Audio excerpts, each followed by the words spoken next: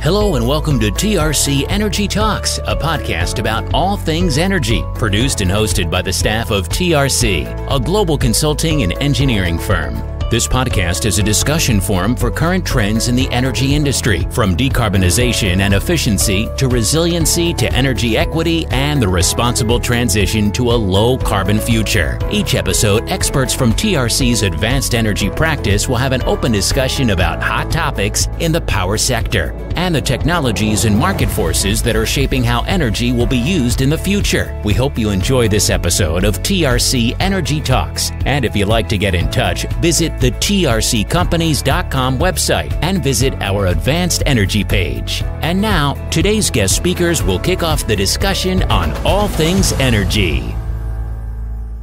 Hi, I'm Maddie Emerson, a Strategy and Regulatory Associate Manager with TRC, supporting initiatives to drive decarbonization, primarily through energy efficiency and electrification. I'm based in St. Louis, Missouri, and I'm your host for the TRC Energy Talks podcast. Today, I have with me our guests, Brenda Enos and Cal Silcox, both also with TRC and working toward transportation electrification, each in a different capacity. I'll have you both introduce yourselves if you don't mind. Brenda, if you could start us off with where you're joining us from today, a bit about your work in the industry, past and present, and maybe on a personal note, a memorable experience that you've had with electrified transportation or an experience that you would most like to have. Thank you, Maddie. I'm joining today from Boston, Massachusetts, or as people say, Boston, Massachusetts. My past work has really been in the aviation sector of transportation. So for the past decade, I've helped airports reduce their greenhouse gas emissions with not only electric vehicles, but also airside strategy with things such as electric ground support equipment. Those are all those little tugs and baggage handling equipment that you see when you peek outside your window when you're sitting on the plane. And then helping them with preconditioned air as well. So, when you're, kind of coming up to the gate of a plane and it's really cold out, well, for those of you that, fly cold places, going skiing. And in the old days, what you'd have to do is the plane would have to actually use the fuel to be able to keep the plane warm. So I've helped airports be able to plug in and use electricity to make that happen. I distinctly remember my very first ride in an electric car well over a decade ago. My friend had bought a Prius and come to pick me up at work so we could go to lunch. And as we drove, I remember just how quiet it was. And as we approached the first traffic light and came to a stop, I kind of went into panic mode and I said, "Did the car shut off? Are we stuck here?" Well, I can certainly laugh about that now. Thank you, Brenda. And Cal? Hi, Maddie and Brenda. I'm currently in Seattle, Washington, where I'm a senior consultant working on strategy, research, and evaluation related to transportation electrification and utility charging infrastructure investments. My background is more on the utility side, having worked at a utility in California that was establishing EV charging programs and incentives, and really having to figure out how we were going to navigate the regulatory, industry, and customer needs to bring those first programs to the market. I'll also share a first EV ride story, but a little bit different. A few years ago, I was lucky enough to go sailing on a hybrid electric ferry that one of the tour operators in San Francisco was launching. I guess in the nautical world, you call that the maiden voyage. And the tour operator invited Jerry Brown, the governor of California, to come on board, and he actually signed a bunch of bills that had passed the state legislature that year relating to transportation electrification while we were all on this evening sail around San Francisco Bay. So it was a very cool event, and similarly, it was very quiet when the electric motor was on, which was really nice, sailing around the bay and not having to hear this huge diesel engine rumbling under the boat. Wow, that sounds very memorable. Thank you. So glad you both could join us today for a discussion on the doers, the dollars, and the double-edged sword of transportation electrification. And before we jump right into the doers, I thought it would be helpful to kind of set the stage. If Brenda, you could start by telling us why we're using the term transportation electrification instead of electric vehicles to characterize our discussion today, and kind of what distinguishes those two in your mind, as we often hear them used interchangeably. Great. Thanks, Maddie. Well, we often think of EV in terms of passenger vehicles. The term, of course, also covers heavy-duty vehicles, right? So that could even mean up to tractor-trailer trucks, off-road vehicles like forklifts, and even watercraft and aircraft. So really, EVs are a very, very broad category. And when we talk about transportation electrification, or TE as we're calling it, it's really a conceptual level about how EVs are referred to in the transition of the transportation sector. And really the whole goal is just to be able to go from fossil fuel vehicles to those powered by electricity. So that's kind of it holistically. And in the broader transition, it's not just about the EVs themselves, but also it's about the charging supply equipment and the supportive infrastructure that goes with it, and the people that are actually doing the work. So later on, we're going to be talking about how all this fits together, both the workforce, the economics. We're going to be talking a little bit about the grid impacts and how transportation electrification all fits this together. Thank you for that distinction. And as we continue to set the stage, I was hoping you could each give us a sense of where we are in the US right now with respect to transportation electrification. And as I give you some time to think about that, I'll just acknowledge how difficult of a question that is when we consider that even if we just take on-road vehicles, for example, there are standard hybrids, and you have plug-in hybrids and battery electric vehicles or zero-emission vehicles. And then on top of those different classifications with respect to their power source, the market can also be categorized with schemes like vehicle class or size and application. Not to mention, again, the subject of transportation electrification extends beyond these on-road vehicles, like you mentioned, to off-road vehicles like forklifts and the ferry and aircraft, supply equipment, etc. So all of that is to say this is a very difficult question, and it's challenging to find meaningful statistics that'll give us a sense of where we are in the US with respect to transportation electrification.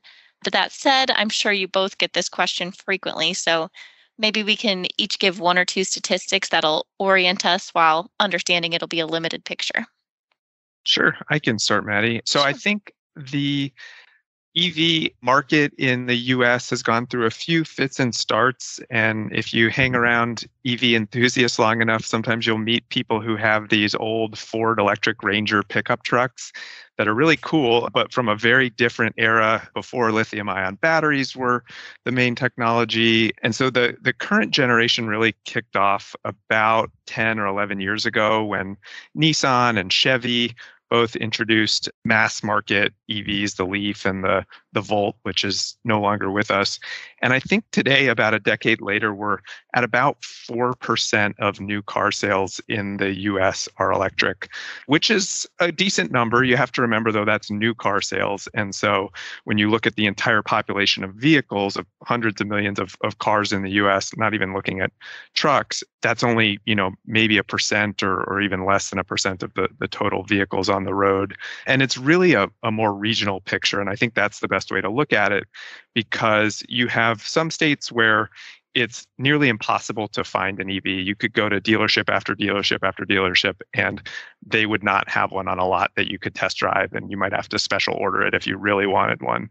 But then you look at states like California that have really progressive policies on both the manufacturers having to offer EVs as well as incentives to bring the cost down. And California just published their statistics from last year, and in 2021, they had 12.5% of their new car sales were electric. And when you zoom in on some counties like the Bay Area or Southern California, LA, San Diego region, it's almost 20 or even above 20% of new car sales are electric. So it's a huge disparity across the states, but it is growing. And we see the country with goals, the Biden administration with goals to make that as high as 50% by 2030. So the trend is upward, and it's going to be a tale of maybe two countries depending on what state you're in. Yes, very interesting perspective, that 20% of new sales in the Bay Area coming from Missouri. That is difficult to imagine, but thank you for that. And Brenda, any perspective to add from your experience or from the East Coast? Yeah, I'd like to add, I think, a couple of things. First, when we do look, in Cal, I really appreciate some of those statistics, especially in particular about the 4% of sales in 2021. And as I'm, working with clients, one of the key factors is that, they're trying to purchase, they're trying to find, these EVs, and they just aren't out there, in spite of trying to have a goal of the administration of 50% by the end of the decade. It's going to be about continuous improvement, and there's only one way to go, and that's up, and that's just to be able to do more and more and produce more and more, and that will be obviously great for our planet and for our greenhouse gas emissions. So that's exciting. And then as we're looking at zero emission trucks, right, as Cal said, and this is just kind of a little bit of a follow-up, the examples of the geographic disparity across the United States has been important. And I just wanted to add that there are 24 of our 50 states that have yet to have a single deployment of a zero emission trucks, even in the lighter duty classes. So from my perspective, that's pretty significant, and there's a tremendous amount of opportunity there. Definitely. Thank you both so much for that perspective. That's a great frame of reference to set us up for our discussion today on the doers, the dollars, and the double-edged sword of this transition. And we can start that with the doers. Here, we kind of want to dig into some of the relationships and interactions among the key industry actors driving the transition to electrification. And we have the private sector developing technologies and acting as enablers through other supportive services. We have electric utilities and government entities from federal to local agencies planning and implementing the build-out of infrastructure. And then, of course, we have EV adopters, including public and private organizations, as well as individuals. So there's a lot we could discuss here, but I think for our purposes today, we can start by focusing on electric utility incentive programs for EVs and EV supply equipment. I'm curious what you're seeing with regard to regulated utility versus third-party ownership of this incented equipment. And I know there are diverse opinions out there regarding what contexts electric utility ownership of public use EV chargers, for example, might be appropriate or advisable, and some pros and cons to either approach. Cal, could you start us off on that? Sure. Thanks, Maddie. I think this is an issue that utility regulators in states have been grappling with for 8 or 9 years now. And I think the biggest thing we have to keep in mind is that it's really about what the end use customer, or sometimes we'll refer to them as site host if they're installing charging infrastructure through these utility programs. It's really about what is best for them and maintaining flexibility, because every customer is going to be different, have different business models or priorities that will allow them to choose a utility-owned option, a customer-owned option, or some other third-party-owned option.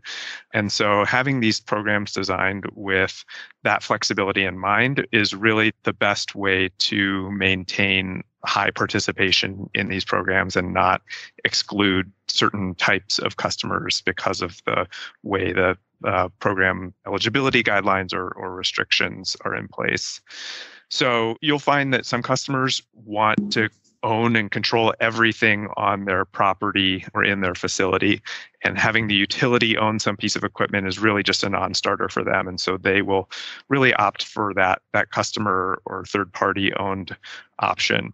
On the other hand, you'll talk to some facility owners, business people who really think that EV charging is not a core part of their business. It's something in their parking lot, but their business is totally different and they don't really want to have to think about it. And so a utility-owned option that's turnkey, where the utility comes in, installs everything, takes care of the charger, keeps it operational, comes and does annual maintenance, whatever it may be, that's a great option for those types of customers.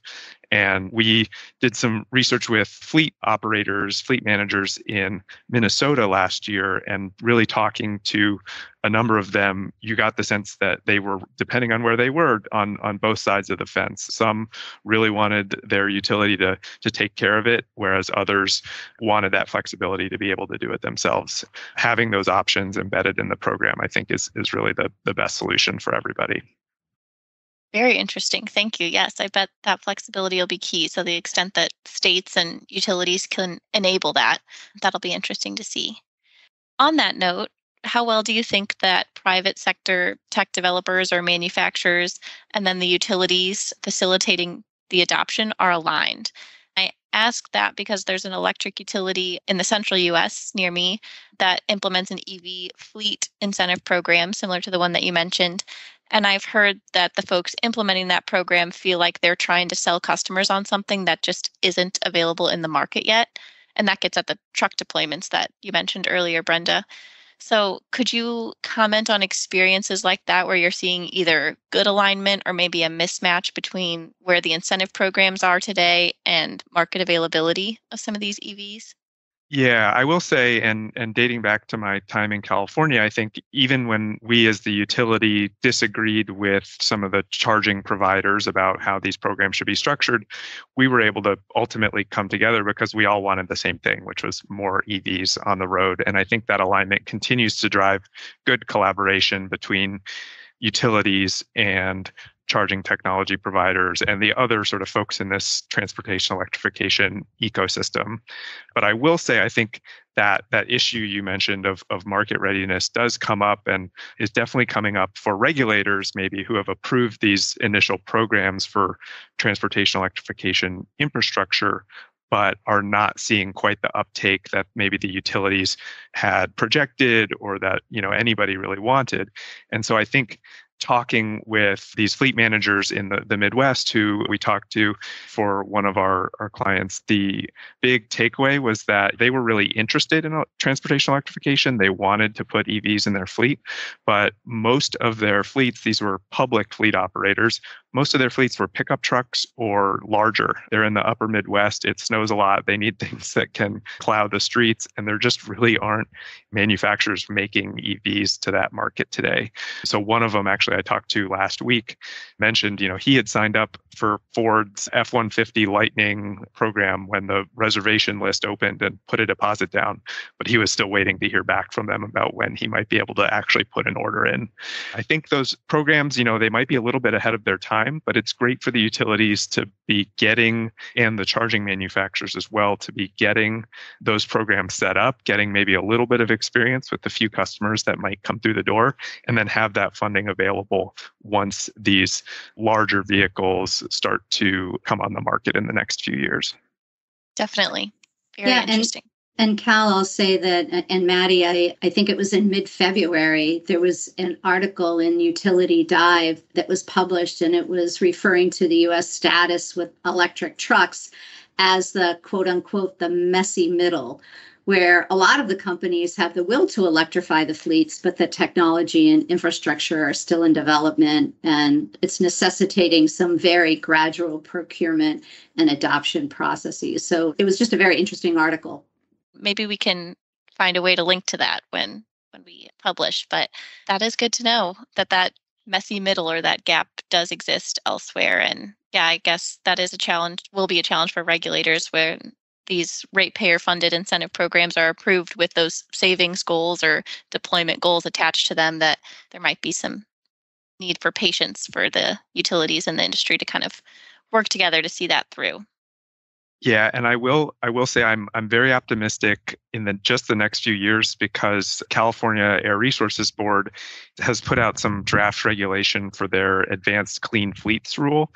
And the timeline by which they are proposing that fleets in the state will have to start adopting EVs is pretty rapid. By 2024, they're going to have to procure a pretty large percentage of their new vehicle purchases as zero emission.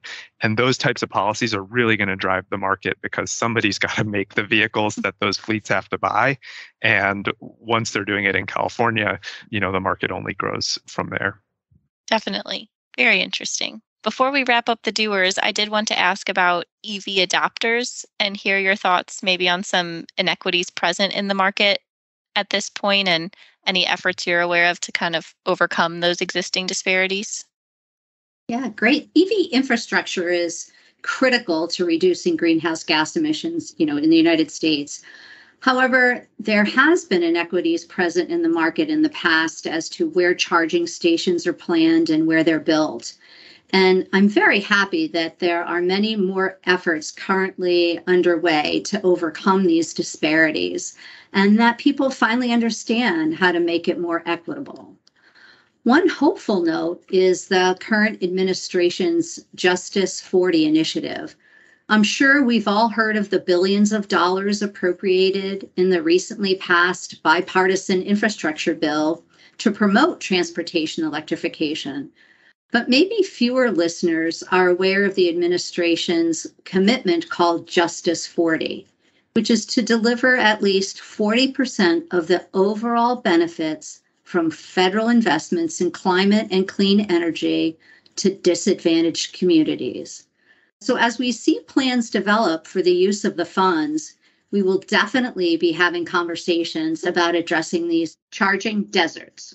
And back to our discussion on utility EV incentive programs, I'd like to add that with energy efficient programs, something that TRC has a lot of experience with, by the way, we saw an early focus on inequities among adopters of incentive equipment and efforts to ensure that customers in disadvantaged communities were enabled to adopt these technologies. And while that focus remains, the market has progressed beyond that point to include a focus on diverse workforce development in energy efficiency, also seen in the infrastructure bill. And so that's something we can learn from and expect to see with transportation electrification as well, ensuring the businesses performing those supportive services to facilitate the transition to electrification are based in or are employing and owned by individuals in disadvantaged communities. Thank you, Brenda. That was great. That's really important to think about these points as we think about the doers in transportation electrification. And your reference to the infrastructure bill serves as a great transition to our next segment, which would be the dollars. Here, I would like to get your thoughts on a few different topics related to funding the transition to an electrified transportation sector. But we have to start with the infrastructure bill, also known as the Infrastructure Investment and Jobs Act, or IIJA, which was signed into law, as you mentioned, November of 2021. And this law authorizes over $1 trillion in federal spending, or $550 billion in new spending over the next 5 years.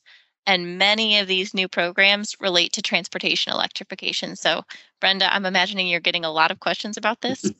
Thanks, Maddie. Oh my goodness. Everyone is calling with questions. Every day, my phone or my electronic media is blowing up. Clients are anxious, right? They're thinking about, oh my God, how do I get access to this money? And I got to develop a strategy. Then I got to do the planning. Then I got to determine where I'm going to install the infrastructure. I got to start placing orders for the heavy duty vehicles, the electric ground support equipment. Hurry, hurry, hurry. Everybody's ready to spend the money. So, we've been, and as Cal said, we've been talking and doing things with EV for a long time, but finally there's really going to be a significant change in helping our environment. And that's pretty exciting.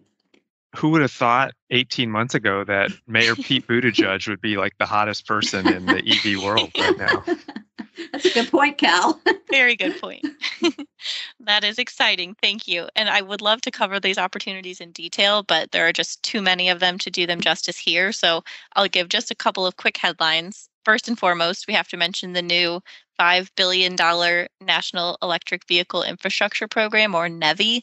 That one is administered by the Department of Transportation's Federal Highway Administration, and that will be a formulaic distribution of funding to states, so largely non-competitive, although 10% was set aside for discretionary grants, but these funds are to be used to strategically deploy EV infrastructure. So states will all have to put together and submit EV infrastructure deployment plans by this August of 2022. in order to be eligible for those $5 billion in funds.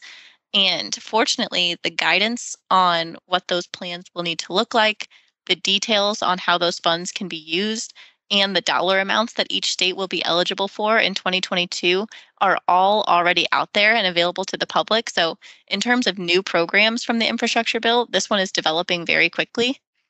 So, definitely something to be aware of. And beyond NEVI, there's another 2.5 billion in new competitive grants for publicly accessible charging and fueling infrastructure. Half of that'll be community charging and another half for corridors.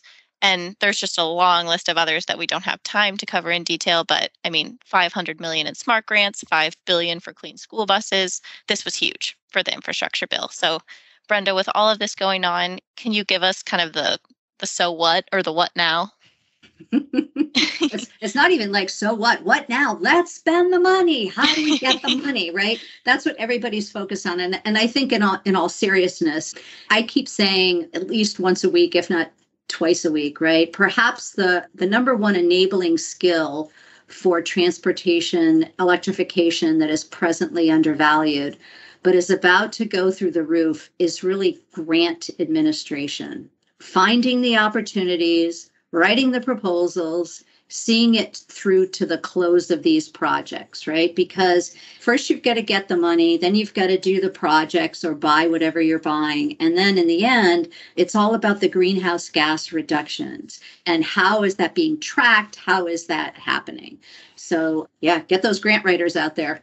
I would add one other so what is, this is really the second big federal investment in EV charging and infrastructure that we've seen actually after the last economic recession a decade ago as part of the American Reinvestment and Recovery Act. There was a ton of money that went to building sort of the first iteration of a national charging network.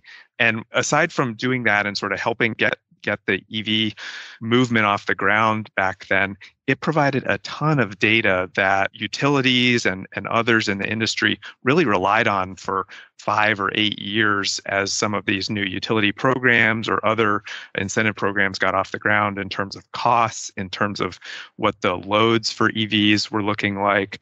And I'm really excited, hopefully, to see some more data like that come out of all of this funding, because that last tranche of funding from a decade ago is pretty stale, and the market has really shifted quite a bit. So it'll be great to see even more learning come from how we get these billions of dollars of chargers in the ground. Definitely. Thank you. That's a great reference. I'm sure there are plenty of lessons learned from the ARA days that would be helpful for us with this new influx of funding. So it sounds like there's reason to be very excited about these new federal grant programs and other initiatives, but these are not the only dollars on the table. Cal, I'm wondering if you could touch on maybe some of the other funding buckets that are out there. And I've heard you talk in the past about the importance of stacking funding sources for an individual project. If you could comment on your experience doing so and any lessons learned, I'm sure that would be helpful for listeners. Definitely. So I think consistently when we do research, the main barrier we hear, whether it's talking about electric vehicles or charging infrastructure, is the cost. For many that are interested in EVs, it feels like there's still a big risk to making that investment, and there's concerns around performance or technology obsolescence. And so folks are understandably hesitant to put a lot of their own money forward on a new technology like that. And so we really have to find ways of bringing the cost of these capital intensive projects, like public charging, for example, down to zero or very close to zero.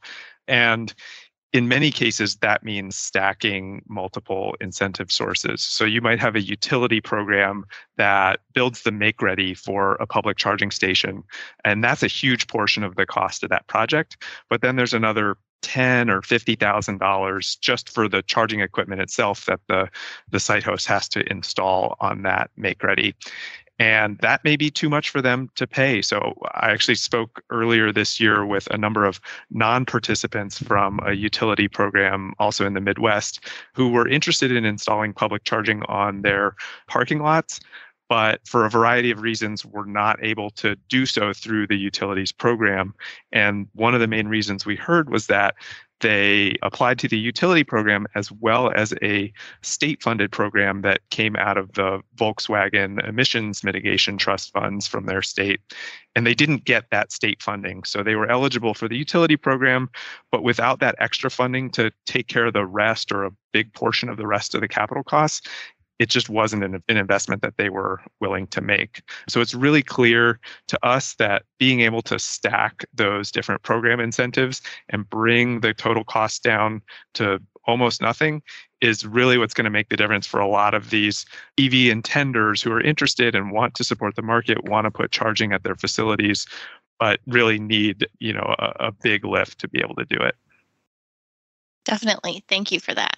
And I'm sure we could spend a full episode on the dollars, but I just want to make sure we get to our last topic here, which would be the double-edged sword of transportation electrification. And here we will be discussing the impacts of transportation electrification on the electric grid. And I'll say I started out by calling this section the dangers, and then I downgraded my negativity to the doubts. And by the time I was finished putting my questions together, I decided on the double-edged sword because I think in addition to the very real challenges here, it seems like there's also significant potential for benefits. So I'm very curious to hear your impressions. And when I say grid impacts, I'm leaving it open for you to take it in the direction of reliability and resilience, decarbonization, costs, whatever you see here. So to set us up, Cal, I was wondering if you could just give us some background on the concept of beneficial electrification in general. Sure. So yeah, it becomes a mouthful when you start talking about beneficial electrification and transportation electrification. Yes. But it's really the same concept that, you're taking something that was done with a fossil fuel source and electrifying it the way a EV does with gasoline. So a lot of people thinking about beneficial electrification are really excited about heat pumps replacing gas furnaces. And on the industrial side, there's also some heat intensive processes that maybe you could replace with electric or infrared heat sources. So really all that's doing is taking a carbon intensive source and shifting it to electricity, which depends on where you are in the country or the world, how carbon intensive that is. But we know we have the, renewable and low carbon technologies to reduce the emissions from electricity generation over time and using that as a way to bring those greenhouse gas emissions down. Very helpful. Thank you for that.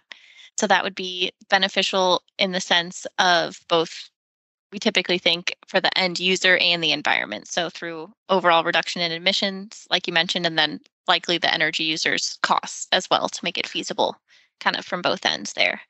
Exactly. And I'll add that it's also beneficial for the utility, and not just because they, sell electrons and it's putting, something that used to be oil or gas on their grid, but we've made huge investments over the last century in building out the electric grid. And those are largely fixed costs at this point. Obviously, we need to build more transmission or, upgrade our distribution systems, but the electric grid is already there and runs to basically every business and home in America. And so the more utilization we can put on that grid and get it, utilized, as close to 100% as possible, that is great for the utility and it's great for their customers because it puts downward pressure on their rates. So that type of load growth really benefits everybody. That's a very good point. And I've also heard that in addition to from the utilities perspective and just the general ratepayers perspective, I've heard that discussed in terms of equity as well, because in absence of the boost from the electric load that is now anticipated with transportation electrification, after we've had decades of enhancements in efficiency and customers' adoption of distributed generation resources, utilities are seeing slow load growth or even declining load in some areas, which makes a lot of people concerned, as you mentioned, about captive customers who are often the disadvantaged customers that can't afford their own distributed generation or maybe the most efficient technologies that then would be paying for more of the system themselves that is already built out. So yeah, that's another benefit or a potential benefit here. But I will say that increasing electric load can't just be objectively good. There has to be a challenge to it, mostly around timing. Could you elaborate maybe on the difficulty there?